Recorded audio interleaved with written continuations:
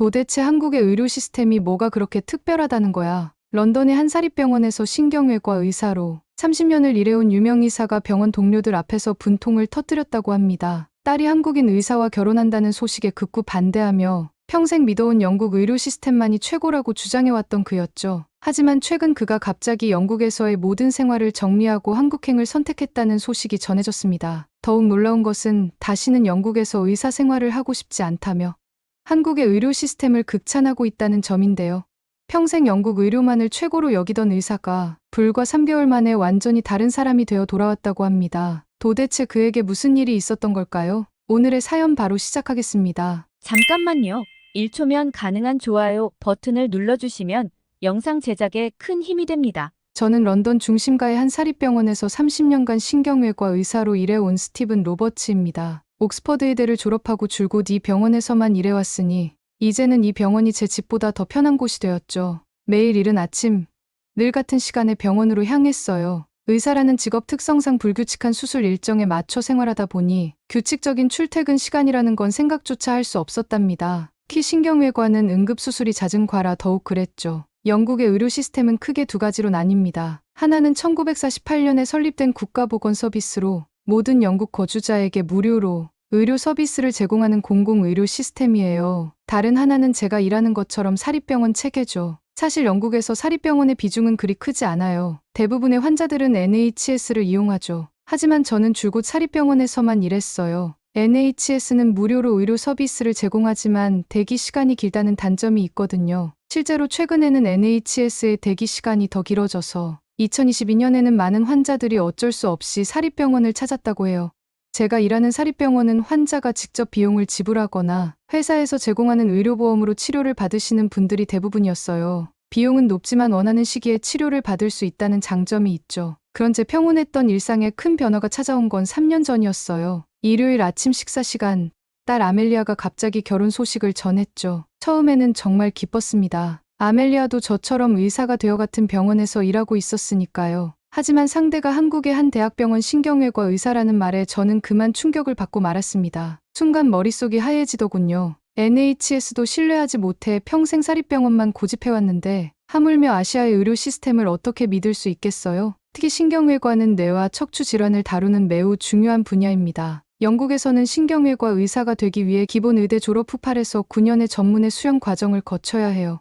그만큼 고도의 전문성이 필요한 분야이죠. 제가 딸의 결정을 받아들이기 어려웠던 것도 이런 이유에서였답니다. 그날 이후 저희 집은 매일 긴장감이 감돌았어요. 저는 딸에게 영국에서 살 것을 권했고 딸은 한국으로 가겠다고 했죠. 대화는 결국 언쟁으로 번졌고 급기야 딸은 자신의 삶은 자신이 결정하겠다며 한국행을 선택했습니다. 그렇게 3년이 흘렀어요. 딸은 한국에서 새 삶을 시작했고 저는 영국에서 늘 하던 대로 병원 일을 이어갔죠. 다만 달라진 게 있다면 딸은 더 이상 저와 연락하지 않았다는 거예요. 아내를 통해 가끔 소식을 전해들을 뿐이었죠. 영국의 의료 시스템이 최고라고 믿었던 제가 그때는 몰랐죠. 제 고집이 얼마나 어리석었는지, 그리고 그 고집이 저를 얼마나 힘든 상황으로 몰아넣게 될지를. 하지만 그때 저는 그저 평소처럼 하루하루를 보내고 있었을 뿐이었답니다. 의사라는 직업이 항상 힘들었지만 최근 몇 년간은 특히 더 그랬어요. 2022년 한 조사에 따르면 영국의 젊은 의사들 중 39%가 심각한 번아웃을 겪고 있다고 하더군요. 저 역시 예외는 아니었습니다. 그날도 평소와 다름없이 바쁜 하루였어요. 저는 오전부터 시작된 연이은 수술로 피로가 쌓여 있었죠.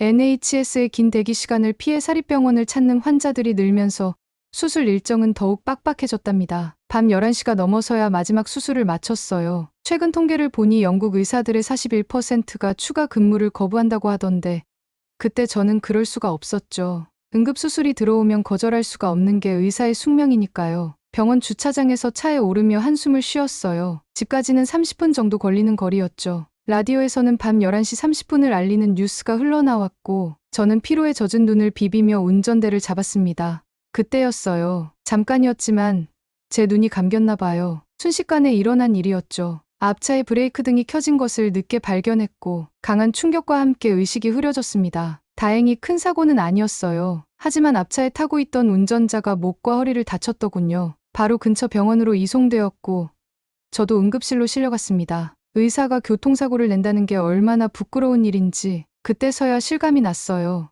영국의 교통사고 보상 제도는 꽤 체계적입니다. 사고 발생 후 3년 이내에 청구할 수 있고 치료비뿐만 아니라 수입 손실까지 보상받을 수 있죠. 하지만 그건 피해자의 이야기고 가해자인 제게는 큰 부담이 되는 금액이었어요. 보험으로 처리할 수 있는 한도를 훌쩍 넘어선 치료비와 보상금. 게다가 제 자신도 치료가 필요한 상황이었죠. 병원 운영을 위해 받았던 대출금도 아직 남아 있었는데 이제 이 보상금까지 더해지니 앞이 캄캄했습니다. 더 큰 문제는 제 상태였어요. 의사로서 가장 중요한 손에 미세한 떨림이 생겼거든요. 신경외과 의사에게 손떨림은 치명적입니다. 더 이상 수술을 집도할 수 없다는 건 제 정체성 자체를 잃는 것과 다름없었죠. 최근 들어 영국의 의사들 중 상당수가 조기 은퇴를 선택하고 있다고 해요. 1998년부터 2020년까지 의사들의 평균 근무 시간도 25% 이상 줄었다고 하더군요. 하지만 저는 아직 은퇴할 준비가 전혀 되어 있지 않았습니다. 매일 밤 한숨만 쉬며 병원 천장을 바라보았어요. 제 인생이 이렇게 끝나버리는 건가 하는 생각이 들었죠. 그때 문득 한국에 있는 딸이 생각났어요. 하지만 전화기를 들 용기가 나지 않았답니다. 결국 아내가 먼저 연락을 했더군요.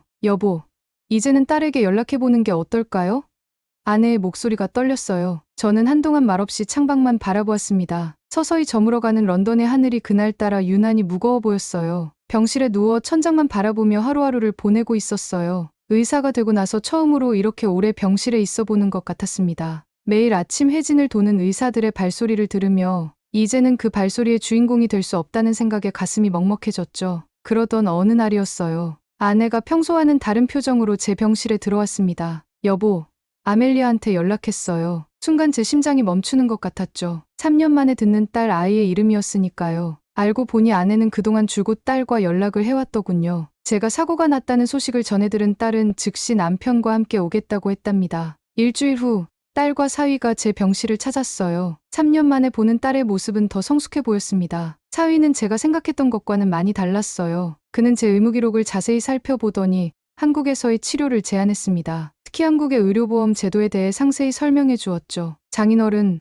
한국은 전 국민 의료보험 제도를 운영하고 있어요. 외국인도 6개월 이상 거주하면 국민건강보험에 가입할 수 있습니다. 보험 적용을 받으면 치료비가 훨씬 저렴해져요. 처음에는 믿기지 않았어요. 하지만 사위는 구체적인 데이터를 보여주며 설명을 이어갔죠. 한국의 대형 병원들은 최첨단 재활의학 시설을 갖추고 있습니다. 특히 신경계 질환 환자들을 위한 전문 재활 프로그램이 잘 발달되어 있죠. 물리치료와 작업치료의 이용률도 계속 증가하고 있어요. 딸도 거들었어요. 아빠, 한국은 의료 접근성이 정말 좋아요. 대형 병원들이 전국에 고르게 분포되어 있고 첨단 의료 장비도 잘 갖춰져 있어요. 영국에서는 MRI 찍는데도 몇 달씩 기다려야 하지만 한국은 당일 검사가 가능하다고요. 그들의 말을 듣고 있자니 제가 얼마나 한국 의료 시스템에 대해 무지했는지 깨달을 수 있었어요. 실제로 한국의 병원 방문 비용은 영국보다 훨씬 저렴하다고 하더군요. 게다가 의료 서비스의 질도 결코 뒤지지 않는다고 합니다. 현재 아버님의 상태로는 지속적인 재활치료가 필요합니다. 한국의 재활치료 시스템을 한번 경험해 보시는 건 어떨까요? 사위의 말투는 조심스러웠지만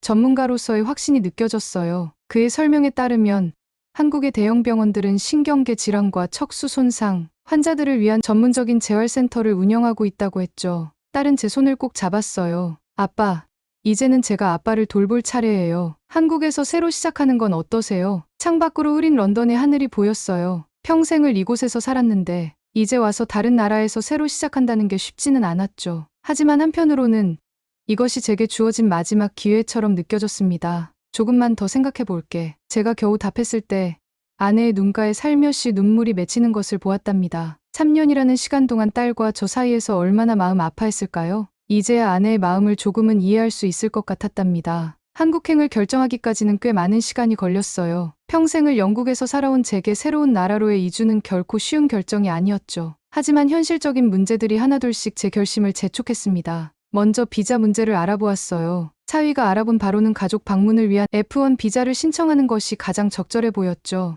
이 비자로 장기 체류가 가능하다는 거예요. 필요한 서류들을 준비하면서 문득 이 모든 게 정말 현실이 되어가고 있다는 걸 실감했습니다. 아버님, 걱정 마세요. 저희 병원 국제진료센터에서 모든 절차를 도와드릴 거예요. 영어 통역도 항상 준비되어 있고요. 사위의 말에 안도감이 들었어요. 한국의 대형 병원들은 외국인 환자들을 위한 전담 부서를 운영하고 있다고 하더군요. 예약부터 치료 상담까지 모든 과정에서 도움을 받을 수 있다고 했습니다. 하지만 한 가지 걸리는 것이 있었어요. 바로 제 의사 자격증 문제였죠. 한국에서는 외국 의사가 의료 행위를 하려면 한국 의사 면허가 필요하다고 합니다. 국가마다 의료 제도가 다르니 당연한 일이겠지만 제게는 또 하나의 큰 산처럼 느껴졌어요. 아빠, 지금은 치료에만 집중하세요. 나중에 건강이 회복되면 그때 의사 면허 문제를 고민해도 늦지 않아요. 딸의 말이 맞았어요. 지금 제게 필요한 건 의사가 아닌 환자로서의 치료였습니다. 한국의 의료법상 외국 의사의 진료 행위는 엄격히 제한되어 있다고 해요. 그동안 영국에서 쌓은 경력과 경험이 무색해지는 순간이었지만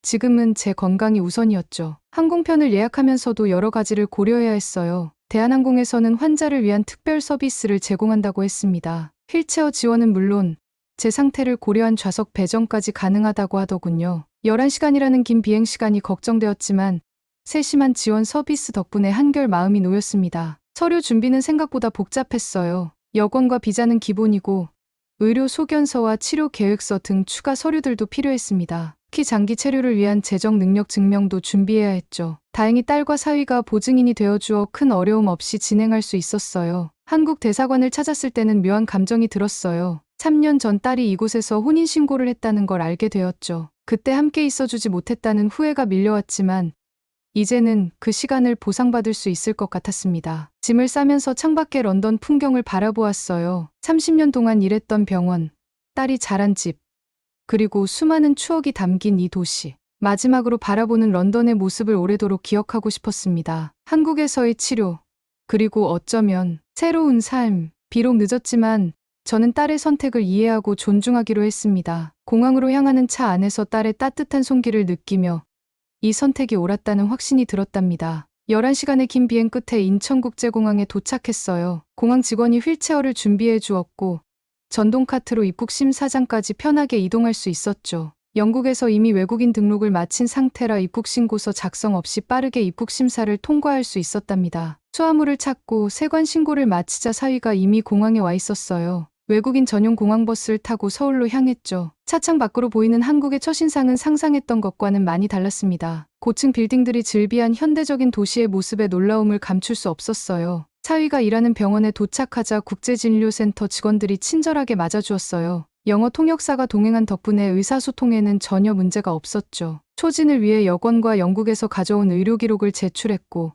바로 검사와 진료가 시작되었습니다. 놀라웠던 것은 모든 절차가 당일에 이루어졌다는 거예요. 영국에서는 MRI 예약만 해도 몇 주를 기다려야 했는데 여기서는 진료부터 각종 검사까지 하루 만에 가능했죠. 게다가 모든 검사 결과를 그 자리에서 바로 확인할 수 있었습니다. 재활치료 프로그램도 곧바로 시작되었어요. 물리치료, 작업치료 등 다양한 치료가 포함된 맞춤형 프로그램이었죠. 치료실에는 최신 재활 장비들이 갖춰져 있었고 치료사들은 모두 전문적이고 친절했답니다. 비용 면에서도 놀라움의 연속이었어요. 건강보험 가입 전이라 처음에는 비용이 걱정되었는데 영국에서의 치료비와 비교하면 훨씬 저렴했거든요. 6개월 후에는 한국 건강보험에 가입할 수 있다고 하니 그때부터는 비용 부담이 더욱 줄어들 것 같았습니다. 특히 인상 깊었던 것은 의료진들의 태도였어요. 매일 아침 회진 때마다 자세한 설명을 해주셨고 치료 과정에서 생기는 작은 변화도 꼼꼼하게 체크해 주셨죠. 제가 의사 출신이라는 걸 아시고는 전문적인 용어로 더 자세히 설명해 주시기도 했답니다. 딸은 매일 퇴근 후에 병실에 들렀어요. 이제는 제가 환자의 입장이 되어 보니 그동안 제가 얼마나 기계적으로 환자들을 대했는지 깨달을 수 있었죠. 딸은 항상 환자의 마음을 먼저 헤아리며 진료하는 모습이더군요. 치료를 시작한 지 한 달이 지났을 때 처음으로 손떨림이 조금씩 잡히기 시작했어요. 작업치료사는 제 상태가 예상보다 빠르게 호전되고 있다며 격려해 주었죠. 매일 4-5시간씩 진행되는 재활치료는 고될 때도 있었지만 그만큼 효과도 확실했답니다. 영국에서는 상상도 못했던 일들이 한국에서는 일상적으로 일어났어요. 밤늦게라도 응급실에 가면 즉시 진료를 받을 수 있고 큰 병원의 전문의 진료도 길어야 일주일 안에 예약이 가능하다는 게 신기했죠. 이제는 한국의 의료 시스템을 직접 경험하면서 제가 얼마나 편협한 생각을 가지고 있었는지 부끄러워졌어요. 최첨단 의료시설과 헌신적인 의료진, 효율적인 시스템까지 이곳에서의 매일매일이 새로운 깨달음의 연속이었답니다. 한국에서의 시간은 금방 흘러갔어요. 치료와 재활을 받으면서 동시에 새로운 환경에도 적응해야 했죠. 다행히 법무부에서 운영하는 외국인 조기 적응 프로그램이 큰 도움이 되었어요. 한국의 기초적인 법과 제도, 생활 정보를 배울 수 있었거든요. 재활치료는 예상보다 더 효과적이었어요. 의료진들의 설명으로는 조기에 집중적인 재활치료를 시작한 덕분이라고 하더군요. 실제로 2021년 한국 의료 서비스 만족도 조사를 보니 외국인 환자들의 평균 만족도가 89.9점이나 된다고 해요. 제 경우도 마찬가지였죠. 특히 인상 깊었던 것은 의료진들의 꼼꼼한 기록과 관리였어요. 매일의 진전 상황이 상세히 기록되고 그에 따라 치료 계획이 조정되었죠. 물리치료사는 제 손떨림이 시작된 시점부터 현재까지의 변화를 그래프로 보여주며 설명해 주었는데 눈에 띄는 호전을 확인할 수 있었답니다. 물론 어려움이 없었던 것은 아니에요. 가장 큰 문제는 언어였죠. 병원에서는 통역이 있었지만 일상생활에서는 의사소통이 쉽지 않았어요. 다행히 지역사회에서 운영하는 한국어 강좌를 알게 되어 매주 수업을 듣기 시작했습니다. 식사도 처음에는 걱정이었어요. 하지만 한국의 음식 문화에 대해 배우면서 오히려 즐기게 되었죠. 특히 한국의 식재료가 건강에 좋다는 것을 알게 되었어요. 발효식품들이 장 건강에 도움이 된다는 걸 의사로서도 흥미롭게 관찰했답니다. 3개월이 지났을 때 처음으로 혼자서 젓가락질을 할 수 있게 되었어요. 작은 성취였지만 의료진과 가족들 모두 기뻐해 주었죠. 한국에서 한 조사를 찾아보니 외국인 환자들이